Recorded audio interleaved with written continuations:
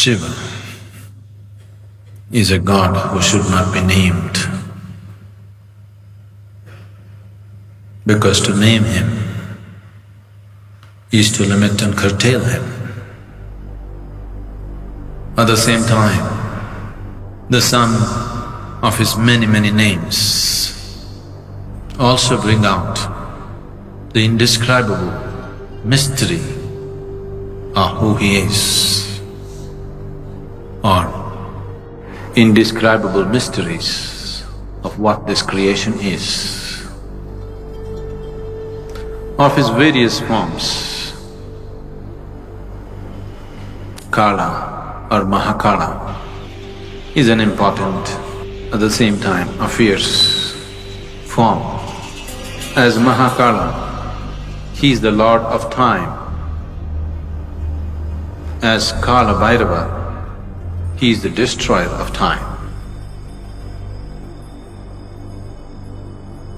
Kala means time.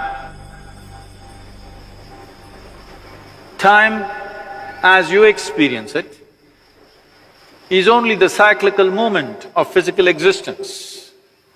The earth rotates, it's a day. The moon goes around the earth, that's a month. The earth goes around the sun, that's a year. Everything that you know as time, including your watch, is all about cycles. Everything that's physical is cyclical in nature. From atomic to cosmic, everything that's physical is naturally cyclical in nature. And because of your physical existence, because of your involvement with the physical nature of who you are, you have a sense of time. As you sit here, because you have a body, it is keeping time.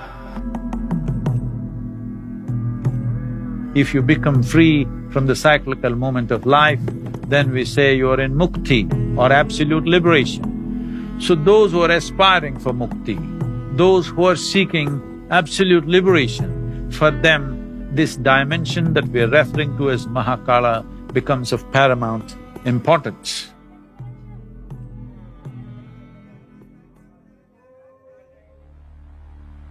It once happened, the great sage Shukracharya, who was the guru for all the demons, did a tremendous span of austerities in worship of Shiva. And Shiva had to appear. When he appeared, Shukracharya asked for immortality. Then Shiva said, that is not possible.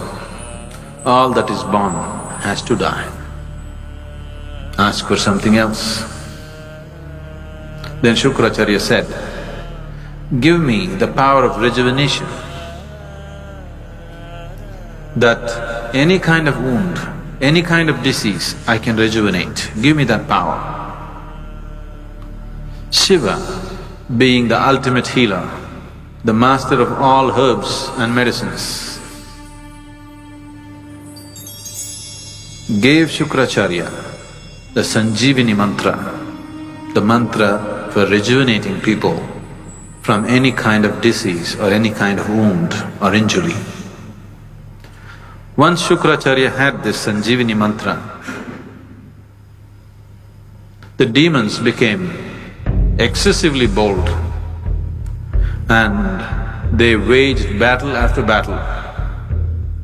All the demons who fall down in the battle with any kind of grievous wound, Shukracharya just revives them with the Sanjeevani mantra. So ultimately, the army of the demons can go on fighting without losing a single man. The gods got very alarmed and they felt this is a very unfair battle because how much ever you fight, they don't die, but we die. So they went to Brahma. Brahma intervened with Shiva and said, "You have given this Shukracharya this kind of power, you must kill him. Otherwise, there will be a complete imbalance in the world. The demons have an unfair advantage over the gods." Then Shiva said, "There is no need to kill him, I will contain him." Then the battle between the devas and the demons was going on. Shukracharya was going about uttering the mantra and reviving all the demons from their injuries and wounds. Then across the horizon, a terrible creature, an ogress whose name was Kritika, came in a hideous form. She was one of the Shiva ganas. She came and sucked Shukracharya into her womb,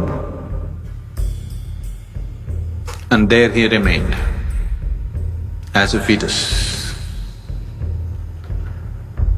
And he was contained, and a balance was set forth between gods and demons. A more fair and just battles were fought. Then Brahma was so amused, and he thought, it is only Mahakala who can do this, that without killing the person, he can completely contain his life. Shukracharya remained in the womb of Kritika, and his Sanjivini mantra became impotent. Or in other words, Mahakala froze time for Shukracharya, that he cannot move on.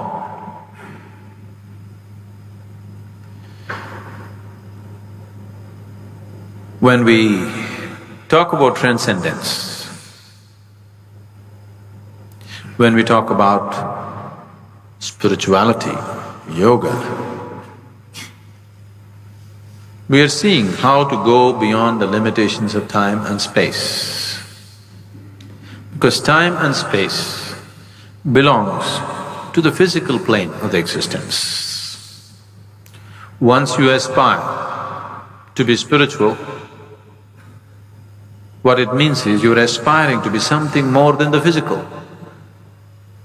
Once you're something more than the physical, that means you're aspiring to be beyond the limitations of time and space.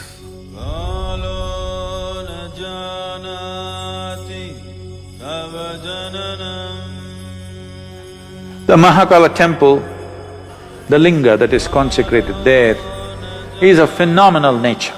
It will shake you from the root of your existence. It is really an incredible consecration. It is just done for this purpose, that in some way it dissolves you.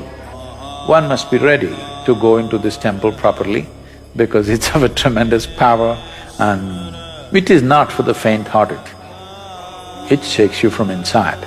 Every day, the offering that needs to happen to Mahakala is fresh ashes from the cremation grounds, because that's what he likes and that is what keeps it going the way it's going. Unfortunately, I heard that we're getting so bloody civilized. Now it seems because some activists protested, they are not using the ashes from the cremation ground, they're just using cow dung or bullshit. Unfortunately, this is not just a cultural thing, there is a science to it.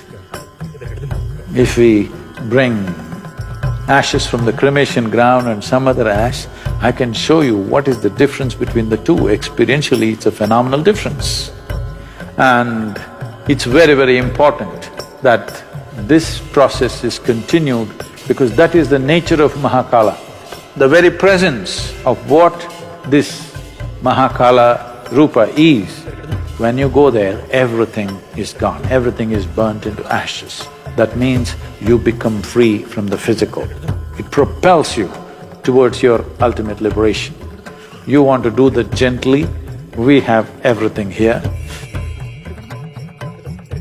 You want to do it in a boom way, you really want to be pushed hard and you are not faint-hearted, then Mahakala temple is a phenomenal process.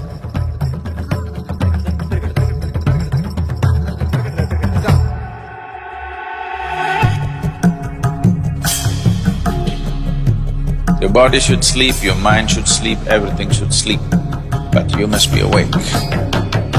Every day, you have free enlightenment when you go to sleep. But the problem is you're unconscious. You master your mortality if you just manage to stay awake when you slip into sleep.